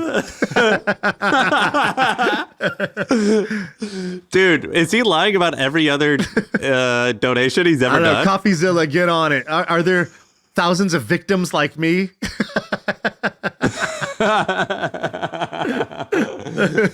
That's crazy. I can't believe he didn't pay you. He doesn't seem like someone who would do that. He blamed his assistant. He's like, "Oh fuck, sorry, my assistant. I'm gonna have to yell at him." Yeah, right. Like, okay. Let's do the craziest, most delusional person of the year that we met. This one's for us. It's probably easy. It's Billy McFarland. Did you hear that? Oh yeah. Did you hear that interview, Shaan or Andrew? No, I didn't hear it. I don't like when you guys interview people like that because I know it's like interesting and stuff, but I feel like even if only 5% of people hear that and go, hey, he actually sounds like a good guy, I just think like he's gonna go and fuck more people over. I don't know. What do you guys think? I didn't. And to be fair, I Andrew didn't punishes listen. us I will when we listen. do those bad things. He goes and listens to All In instead. He doesn't listen to the episode. He goes on strike. Shaan wholeheartedly disagrees with you, I think. Yeah, I totally disagree. Right? I think this podcast is our vehicle to have conversations with interesting people, and everybody's an adult. They should judge for themselves whether they think this person's full of shit or deserves a second chance or whatever. On the pod itself, he told us what he was doing, and literally, with a one pause, I just go, that's a horrible idea. And I actually felt bad that I was that brutal about it. But it really was, I thought, a horrible idea. And I felt the need to just like say it. So I think it's one thing if you invite them on and they just like I see this sometimes. People just like suck up to people. And the other is to be like, dude, what the hell were you thinking? Or they're like, oh, I just thought this. They're like, are you serious? Like, really? Are you going to look at me with a straight face and say that this was all just an honest mistake? Like, you had to have known, right? So I think as long as you are real with your questions, then it's all good. But that's my, it's my opinion. I just think it's like it's giving airtime to people that are bad, right? Like I would say Billy McFarland is probably a psychopath, right? The Bernie Madoff documentary on Netflix coming out in 3 days. Are you going to watch that? Bernie Madoff is dead. That's so the what? difference. There's been Bernie documentaries. Madoff is. If you had Bernie Madoff on your podcast and you were like, hey, so like what happened? Tell us your story. And even if you kind of call him out, if he's like a real psychopath is like pretty charming and like believable, and you listen to them, and there's going to be a percentage of people that hear that. And the difference with Madoff is he's in jail, right? Then like Billy McFarland, and again, I have no idea, he served his time, sure, but like he's probably going to go on and do more sketchy shit, or I don't know, any of these people who have a pattern of behavior of doing psychopathic, fraudulent stuff. I just don't think they should get any airtime, frankly. Yeah, okay, fair enough. I think there's a lot of people who would agree with you. I don't personally, but most probably do. But I actually, I'm partially on Shaan's side. I am mostly on Shaan's side, but I do feel guilt sometimes. Like there's another person who Shaan wants to have on that I think there's not a chance we should. But so imagine here's how I would tell you to think about this. Like imagine that Sam, you've told me stories of guys who, I remember you told me there was some advertiser who is fucking you over and not paying you, and you felt very cheated. And Shaan, I mean, that guy that you sued who you felt like was chiseling you, the landlord or whatever. Now, let's say I have a podcast and I say, well, there's two sides to every story and he's fascinating. I'm going to go have that guy on my podcast. As the victim, you'd be like, what the fuck? I want you to ask that question. Yeah. I would say ask that question. As long as you actually ask the questions and you're not just giving them a chance to lie or say BS in a way that's like, it's obviously BS, but you let them skate on it. Like that's what happened with like the Sam Bankman-Fried stuff. But look at Ty Lopez. Look at Ty Lopez. Ty Lopez got legitimized by being on MFM. A lot of people heard him and went, you know what? He's not a bad guy. And, Sam kind of likes him and whatever. And like, what has he been doing over the last 2 years? Wait. What did I do? I didn't do anything wrong to that. You said you were like, yeah, I met him. I met him in a hotel and he was actually a really nice guy. Right. And it's like, of course he is. He's a psycho and he's charming. I like everyone. I just respect the audience, and meaning I believe that you should have the opportunity to hear it and make your own decision. I don't pretend that I'm your parent and I'm legitimizing them or I'm telling you they're good or bad or whatever. I'm just letting you see them. And if you see them and you decide that they're great, great. If you decide that we didn't ask tough questions and you can't make a decision. But Andrew, great. you promote Bill Ackman. Sure. Like I absolutely do. He's my business partner. And I'm not saying I actually don't know all the details. How could you put him in the same and category? Well, a lot of, I'm not saying I do, but a lot of people do, don't they, Andrew? Like that's objective. You could at least say that like a lot of people do think that he's what did Bill Ackman do that's charlatan. on considered controversial? Well, like yeah, that? what did he do exactly that would be like fraudulent or something like that? I mean, Bill, wait, is he the Bill guy- has made some investments that have turned out badly, but he's never, I don't think he's predatory in any way. I think Bill is a great the biggest investor and a criticism very I've ethical seen that's person. legitimate is when he went on What's TV the MLM? and he was like, whole market's he basically was like, hell is coming, blah blah blah, but didn't disclose that he had basically a giant short position. Maybe caused a panic, maybe didn't. No, but he had already, if you actually look, he wrote a letter about this. He'd already sold almost his entire position. He had like 1 or 2% left.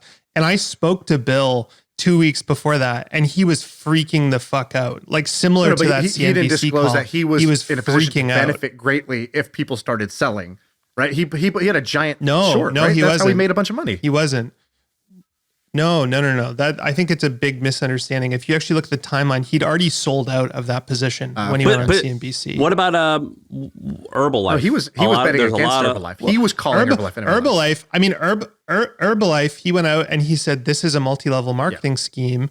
And what ended up happening is the FTC investigated it and they gave them a $200 million fine. And they got up to the point of saying, hey, is this an ML? They settled with them for like $200 million. It was the largest FTC fine ever. And Herbalife, the FTC commissioner was asked, is Herbalife a multi-level marketing pyramid scheme? And she said, it's not one, right? Because she was legally bound by not calling it that. So basically Bill was right. And that was an instance where he lost a shitload of money trying to fight a bad guy. Did that really happen? I gotta find that clip. By the way, I'm not saying Bill Ackman sucks. I think I like Bill Ackman. But you're not you know saying him. it. No, that's not what I'm implying. I'm saying that some people maybe think that he's full of it, right? I think, yes, absolutely. There's people that are critical. I think there's a great quote on this. I'm not saying he is. The tallest blade of grass is the first to get cut. And I think Bill is very loud and he is always confident and he's usually right, but not always. And so someone like that, I think when they're not right, everyone loves to shit all over them. Yeah. I'm not saying I don't think he's like in the Bill. category where he's got like, I don't know of any accusations about stuff like that. I think some people are just like, he's not as good. He loses money. He's not as good of an investor as he says, or his fame would lead you to believe. That's a criticism, but that's like criticizing someone's skill. LeBron James is not as good as Michael Jordan or whatever, right? Like that's different than saying somebody is, a con artist. It's like fixating on Warren Buffett buying Dexter shoe and it not working out and then saying, or, Warren Buffett did some deals in his early career where he bought a business and he ended up having to lay a lot of people off, right? Now you could build a narrative that, well, everyone says Warren Buffett's so great, but what about this and what about this? But if you look at it and there's 100 investments and 10 of them didn't go well, you can fixate on the 10, but you can look at the long-term performance. Bill's compounded at 20+%, I think 25% or something crazy. Maybe not quite that, but something exceptional. So again, like he's my business partner. Obviously I'll defend him. I'm not, by the way, but yeah, I want to be clear. I don't think he's anywhere near those guys. I'm not That's saying crazy. I'm not saying I think he sucks. I actually like him a lot from what I read about him. I'm just saying my point being is a lot of awesome people have haters. And just because you have a lot of haters doesn't necessarily mean I don't think we shouldn't have you on. That's my whole point. But imagine, okay, you guys have a newspaper, right? Effectively, you guys own the New York Times of tech startup bros, right? Like that's what MFM is. You guys have this huge We can audience. quote you on that. Would it be ethical for the editor of the New York Times to put an op-ed from Bernie Madoff on the front cover, right? It's not an op-ed. It's an interview. It's a big difference. Again, I totally agree. I hear you guys. I know you want to like stir the pot and it's good listening. For me, like I just hate when these weasels get airtime. Okay, let's get back. Yeah, let's move on. All right, Andrew. Who's the most delusional person you met this year? So it's a delusional person who I think is amazing. You guys probably will say the same person. It's Brian Johnson. I met Brian almost a year ago, and I remember sitting down with him and looking at him. He's like a translucent, glowing Twilight vampire. Like he just looks. If you cut his arm off, there's circuits under there. And he's so incredibly well spoken, and like you, Sam. I think you said he's like the Elon, but like behind the scenes and quiet, right? He's special. So I think he's amazing. I think he's like dedicating his life to basically being a test case for the rest of us. So I really admire him. And I think he's really How did he look interesting. in person? Did he look on our pod? He almost looked a little ill. Like he was so skinny. Yeah. He was so pale that there was no pigment in his skin. Like literally looked like, what's that movie, with what is it? Powder. The robot guy, Alien with the robot guy, like just totally pale humanoid. That's my pick too. Brian Johnson for the exact same reason. So we'll move to the next one. He was, you're right, crazy and delusional in the best way possible. I mean that as a compliment. Okay, did you guys have another category that you really like your answer for? Does anybody think they got something good? Because we can just go to those. The relationship hacks and the All right, let's do relationship hack. What you got? So they always say like the best first date is an adrenaline kind of event, right? So like you want to go on a hike, you want to get your heart pounding. Maybe you go and do like a ropes, those, what are they called? The like rope swings through the forest, whatever, like something that gets your heart pounding, because when someone associates you with a peak experience, like a physical feeling of peak experience, that's very positive and it bonds you. And the same thing is true with alcohol. So I kind of stopped drinking maybe like 7 or 8 years ago. And I've kind of mourned the ability to go and, down a pint with someone, because they always end up telling you everything. They tell you about their business and the problems they're having and, what's going on with their wife.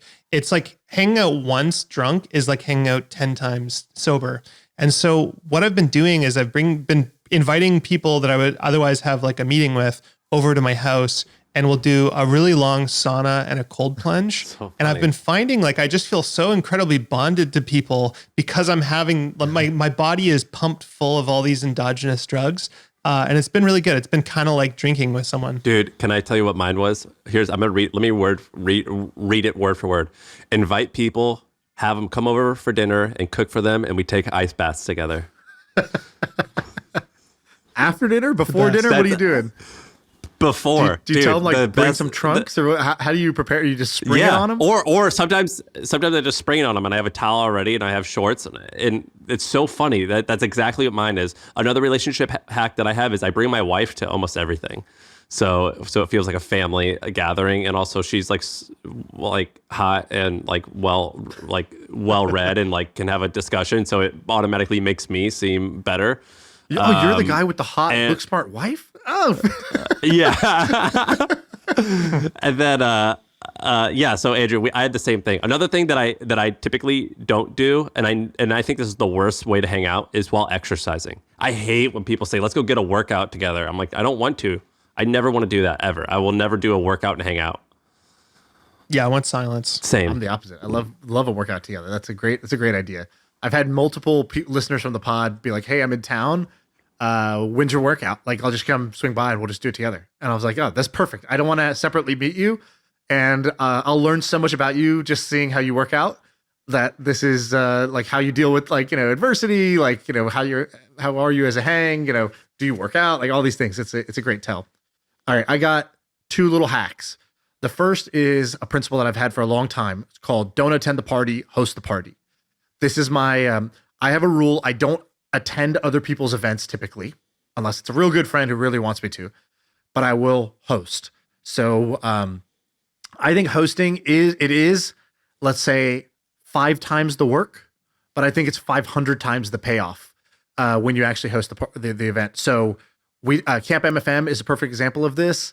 And when you host it, the other hack in this is make it epic, because it's going to be more fun for you it's like all the logistical work is kind of the same, But if you just use your creativity to make it more interesting, people will come and they'll have like a whole memory to, a whole experience with you. So with Camp MFM, the way we did it, where we flew to this place, we had the basketball trainer, Mr. Beast and Hassan Minaj were there. Like interesting people were there. We all stayed in, an Airbnb, a giant house together. Like that was instead of just doing a networking event, we made it fun and we made it different. And I think you get a bunch of benefits of being the one who hosted it. So that's the first one. The second one, I would say, the actual relationship hack with my wife is, so I'm a pretty chill dude, but I do have one Achilles heel, which is I'm very, very, very impatient. And what that means is like, my wife is like slow to leave the house, trying to go somewhere. It's like, oh dude, why did this take so, I feel like I've wasted half my life waiting to leave the house. Just with kids, it gets like really slow. So I've always had this impatience thing, and I've tried to be like, all right, I'm going to be more patient. And I realized that was actually a fool's errand. That the way to be more patient for me is to get in a fight in the morning. And what I started doing was I hired this MMA trainer, and I would wake up early, I'd do my workout in the morning, and I would spar. And what I found was that if I spar in the morning, I've gotten a really hard, strenuous, like endorphin kick, done. The rest of the day, I'm just sort of like, it's whatever. Like I can wait. You're going to take an extra 10 minutes. You want to change your shirt? Cause maybe it's a little too hot. I was like, go ahead, go change your shirt. No problem. I'll be here at the front door chilling. And I have become such a more patient person just by doing a sparring session in the morning. It's a pretty extreme step to take, but it is so far the only thing that has gotten me to change this like really terrible personality trait after so long. Nothing like getting punched in the face. I think I told you that.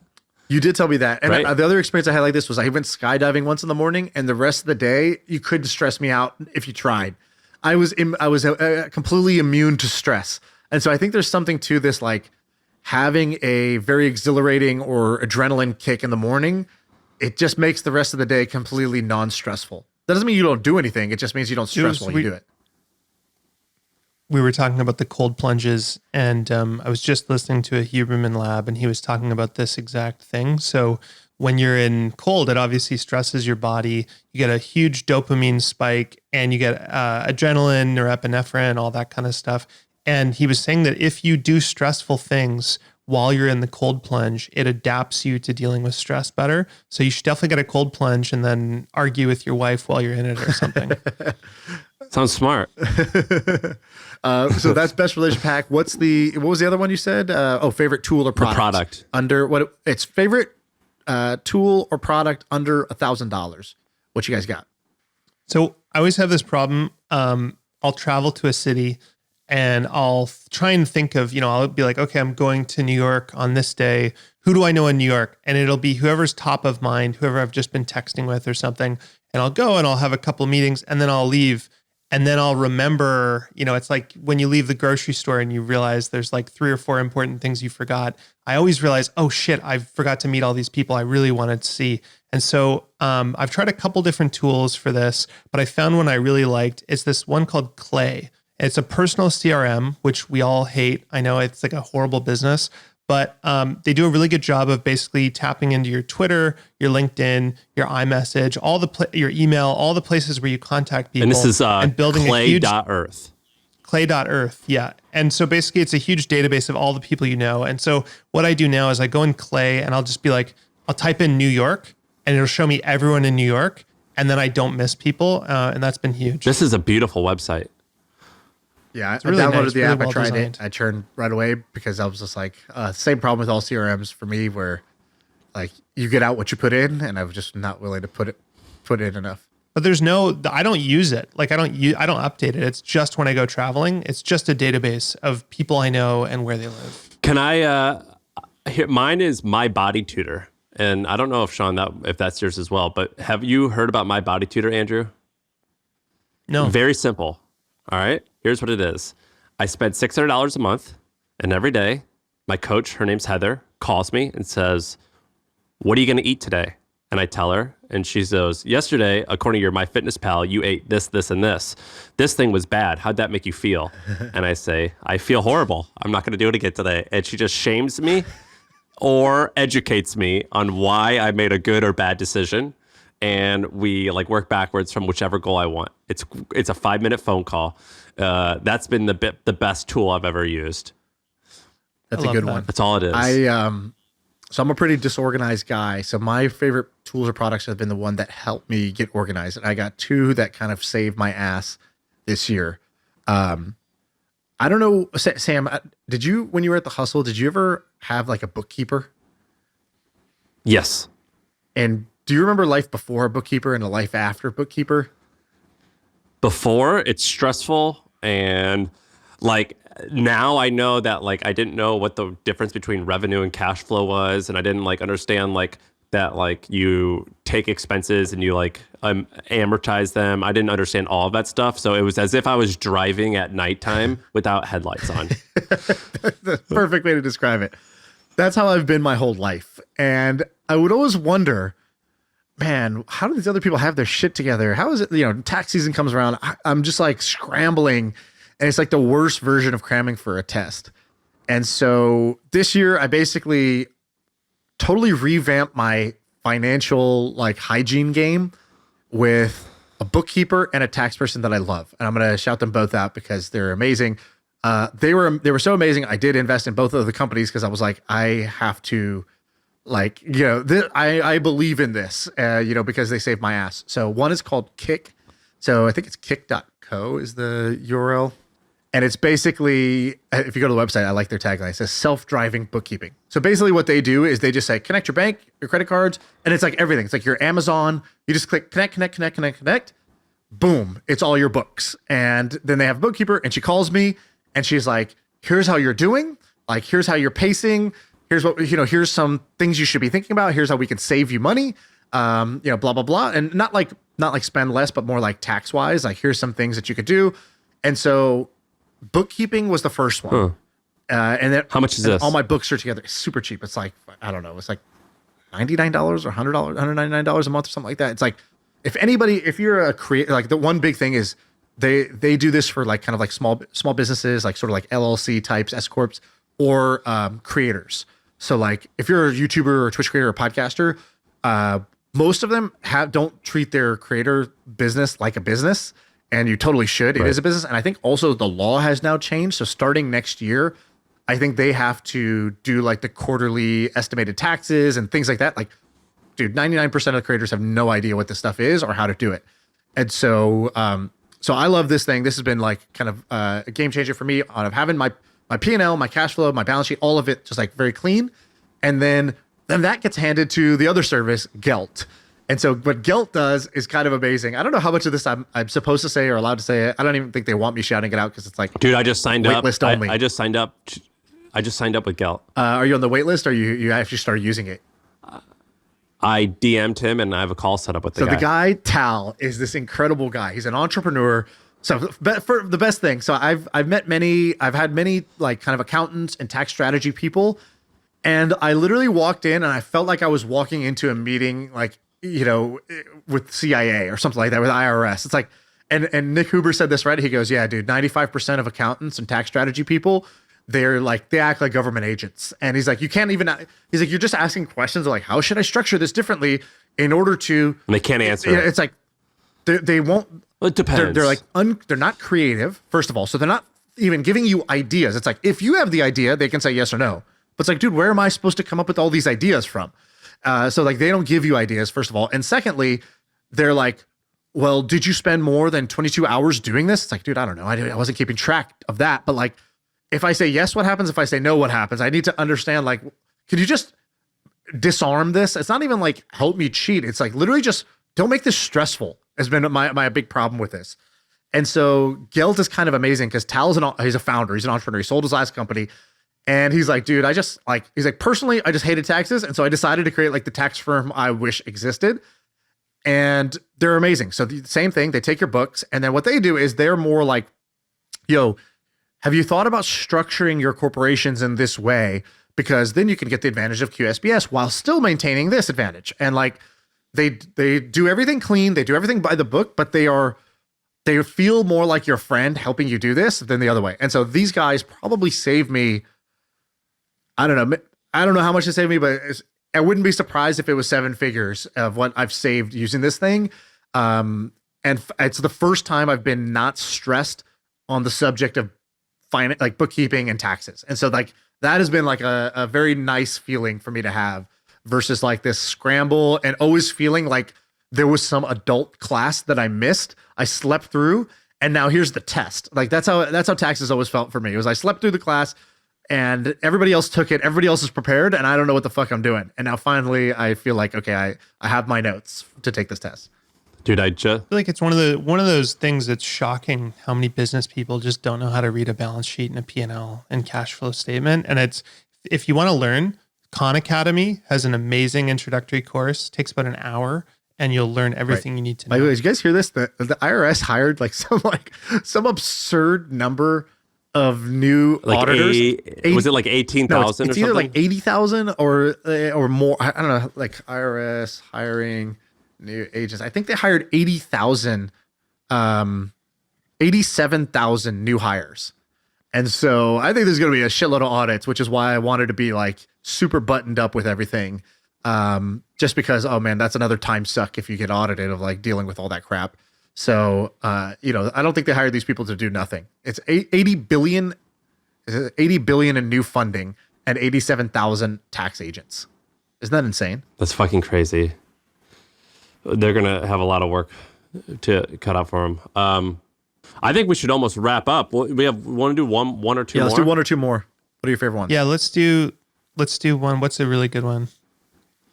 What about biggest change adjustment you're making in 2023? I think that's All a tough right, one. I have one. Go, Sam. So, I have a new thing that I'll launch. It's live, but I'll announce it later. I'm hiring a CEO for it. I've already done that, and I've never done that early on. I also am doing close to I'm being less of a dictator, and I'm also being less metrics driven. This sounds like the freaking douchiest thing ever, but I'll say it. But more like vibe and energy driven. Basically with the hustle and like my last company, I was like by the book where it was like, all right, I want to see projections. We're going to nail it. We're going to the metrics say this. Dude, therefore, like the I can page. see you putting a metric on the vibe too. You'd be like, we're an 87 on vibe this week, guys. Well, like on my for all my companies, I'm like, look, we got to do this many outbound calls. Like we're going to whatever the A/B metric is, this is what it is. We're going with the A, that A1. And I just filed the data and I was like, I don't care. And then it was very much a dictatorship where I said my rule or my way or the highway. And I'm trying to be a little bit calmer for my next thing. And I think I'll make way more money that way. That's a great one. Great adjustment. Andrew, what you got? Biggest change or adjustment you're making in your business life 2023? So last year, I don't know if I said this, but my big goal was conquering email. I was overwhelmed by it. It was stressing me out. And so now I've built a system. I've fully delegated it. I've got someone dedicated to managing my email. And so I really only get 10 or 15 emails that I have to respond to, and everything else is triaged and responded to and dealt with. So I've conquered email. The problem is now I get a lot of iMessages, like texts and stuff. And I'm going, I don't know how to conquer that other than changing my number, which seems fucked up. I'm trying to figure that out. If anyone has any ideas, please tweet at me because it seems like there's no way. If someone has your number, they're going to get to you. And I have a really hard time not responding to texts. I feel kind of guilty. So I'd love to hear any ideas. You're just getting there. like cold texts from strangers? Is that the problem? Dude, I get so many of those. Not that. It's just I get cold texts for sure, but it's more just like there's so many people I've given my number out to. And if someone doesn't get an email response to me, sometimes they'll try and go there. I think like some people have found my number online. Yeah. Like it's just becoming too much. And I'll be like, with email, you can kind of turn it off. I'll be putting my kids down for bed and like reading a Kindle book on my phone, and I'll be getting hit up with texts. And it's just the ability to break into your consciousness. Would you just get a new number? Sucks. Yeah, I was thinking about it, but I've had my number since I was like 15. It feels messed up to do. I know, but I've thought about doing that as well. Sam, okay, so you did yours. Andrew, you did yours. My biggest adjustment, knowing when to use my impulsiveness. So I'm an extremely impulsive person, and that works in like 8 out of 10 situations. One of the situations it doesn't work in is I'm very impulsive with picking businesses to start. And yeah. I will just like start a business like instantaneously, and I will go and I'll start making it happen. and it's really fun. And that wave and that thrill is so addictive. And then 11 months later, I'm like, okay, now I have this business. Was this the business that I wanted to have? Because like, I can't do that many of these at the same time. So is this the right? Are you happy you started your ecom thing? No. If I could go back and just pick a different project, I would. Same thing with the Milk Road. Part of the reason I sold it was I was like, I don't think this was the project that I want to work on every year, for the next 3 years. And so if I don't want to work on it for the next 3 years, I should just sell it now. And if I have a good offer, like take it. But that's kind of a shitty feeling. Like there's a celebration in selling, but there's also a bit of a failure. It's like, I've been saying this for a while. I want to work on a project that I don't want to sell. Like this podcast, time has flown by. This is the 3rd year we're doing the Millie Awards. That means this podcast is at least 3 years old. I could keep going. I would do this for free. I was doing this for free. I was going to do this at a loss. So this is the right type of project for me to do. It's one that I would literally do if there was no money involved. I don't count the days or the hours. I'm not stressed about the metrics. I know it's going to keep going up because we'll just keep trying to do a better and better job. I have fun doing it, and it's not a drag on my lifestyle, right? Like perfect project. This has been the only project I've selected correctly on. I would argue every single business I've started since the age of 21 was the wrong pick, and it was always just the impulsive pick. It was, someone should do this. Dude, I bet I could do that. Dude, I would just do this, this, and this. All right, let me just do it. And I would just do it. And then, sure enough, I'm looking for the exit later because it wasn't really the right project. So I'm trying to find, the big change is I'm going to find the project that's in my zone of genius. That is the perfect project for me. It's one I enjoy doing. And I'm not building it for some future payoff. I'm doing it because I like doing it, that it is the project that's, I'm most interested in. And if that changes later, okay, that's fine. I'm not saying I have to do it till I'm 99 years old, but I'm not doing it just kind of like on a whim. So I'm going to be patient and select the project properly. That's good. It's about time. I've been telling you that for 10 years. The best lessons are the ones that you have to relearn 10 times over. So the other one was best business idea you wish someone would start. Yeah. Do you guys want to do that one? Yeah, let's end on that. Tell me why your washer and your dryer are 2 different machines. This is the craziest thing ever. Why do I have to get out of bed and remember to put my wet clothes into the dryer? It's ridiculous. This needs to be one. That's honestly, that is one of the smartest things you've ever said. That is actually a really good point. It's crazy to me. It's crazy to me that it's 2 different things. That actually exists in all Europe. in one washer dryer. I'm just looking. Yeah, this but up. they kind of it's in Best Buy, Home Depot. They're not that great this yet. This is a thing. They're not right? that great yet. Like I use them in Europe, and they're only okay. But it needs to be the norm. This needs to be the norm. Yeah. Yeah. If you're working on AI or crypto or self-driving cars, quit and figure this one out. Like we got to have our priorities in order. You know how many people are wasting time on laundry? Dude, it's like. Look at James Dyson. He's worth $18 billion, and he just was like, vacuums are terrible. I'm going to rethink those. Right? He could have been working on AI, but no, he chose something dryer boring. machine next to our dishwasher machine. Thank you. I agree, dude. Like some of the, or like, have you ever noticed how the inside of a refrigerator, no matter how rich you are, it always looks like shit? Like, we need like a better organizer or something. So some of these like day-to-day problems, I think, need to be improved. Particularly, we'll start with the washer and dryer. It needs to be one machine. Okay, I like that one. Andrew, what you got? That. So mine, I tweeted about this. So there's all these private jets out there flying around all over the world, and often, tell me about it. People will fly somewhere and they don't need a return flight, or they're going to go there for 2 weeks or 3 weeks or whatever. And so the plane actually flies back empty, just with the pilots on it, right?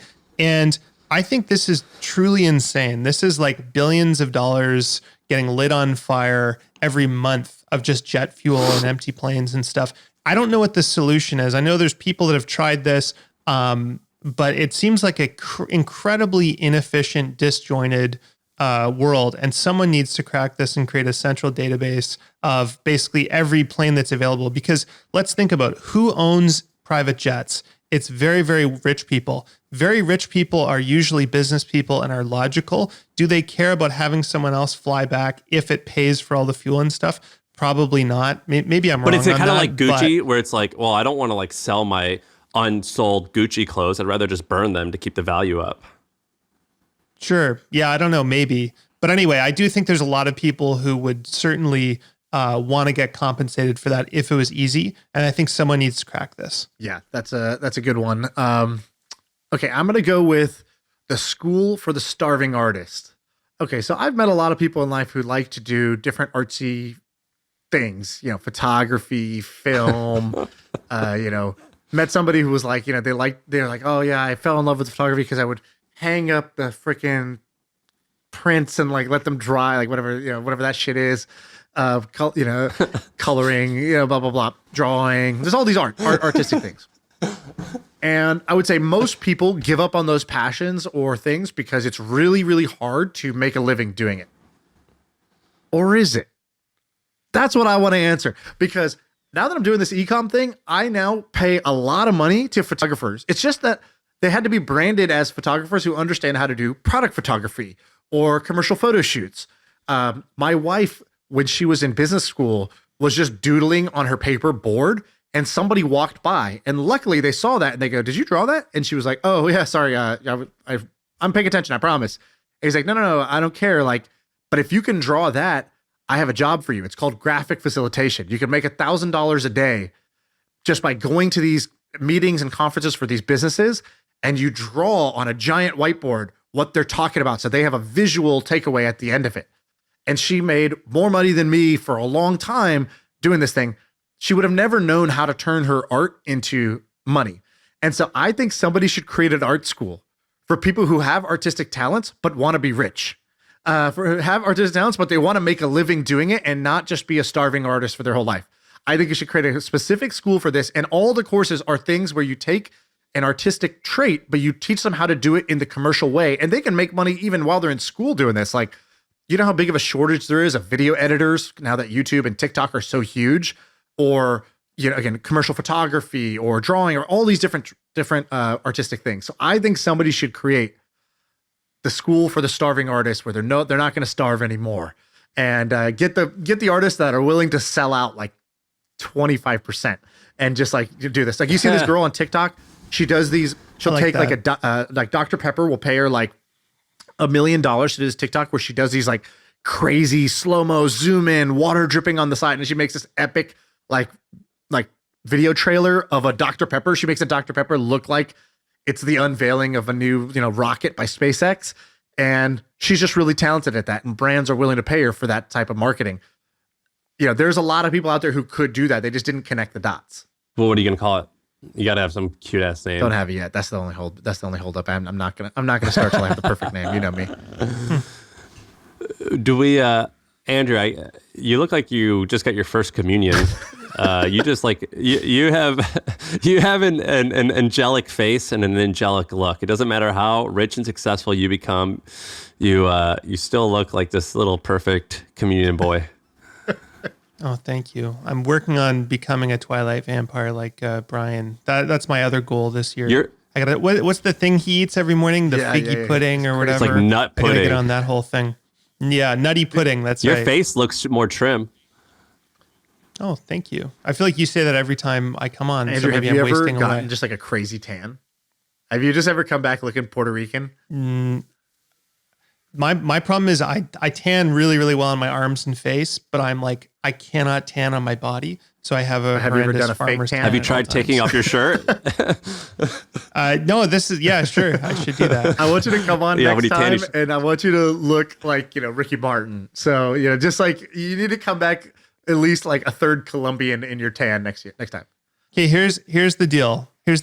Okay, and I'm serious. You get to 8% body fat. I will go to a tanning salon. I will go in one of those stand-up tanners, and I will get really tanned and come on. No, But you have to he's shove gotta on get your to head. 13%, and you got a deal. Okay, well, no. 12. 8, Eight's come on. crazy. But 12 is like soft abs. I want like crazy shredded. He'll abs. look shredded because he's dark. You Sean just will have look to go shredded if he gets to tan for 12. like 12 minutes. I'm going to have to like sacrifice my life to do this. I think 12 is a more than fair deal. Okay, this is a deal. What's the timeline? Is A this year. within the year, or when is Whenever this? I do it, within the this is a year deal. lifelong bet. If I ever get there, if I ever send you a picture, you got to Sam, do it. we got to talk about that meetup we're doing in Vancouver. We'll do a shout out next time at the beginning, but we'll also do it now. So we're doing a meetup. Shaan, obviously you're invited, but I doubt you'll ever. You guys show know up. me so well that you didn't even invite me. I appreciate that you know me that well. Yeah, we're doing a meetup. We have to pick a date, but it's going to be mid-February in Vancouver, right? How many people signed up or like gave interest? I think we already have 600 people, so it's gonna be a big event. We got to figure that out. Yeah, we have to pick a venue. We just Andrew put a type form. He didn't even ask me. He put a type form and he said, Sam and I are doing a meetup sometime in February. TBD on all the details. Sign up here. That's pretty cool. I'll go. I'll do it. We got people. There's people on it. Come. You want to come? Yeah, come. It'd be awesome. I think Sahil said he would come too, and I just followed up with him on Twitter. I don't know if he's responded, but we got to get Sahil out too. I've got some doctor's appointments in February that I got to work around. So let me figure out when those are, and then we'll pick a date. All right, guys. Cool. Another successful Millie Awards in the books. Thank you, and we will see you next year.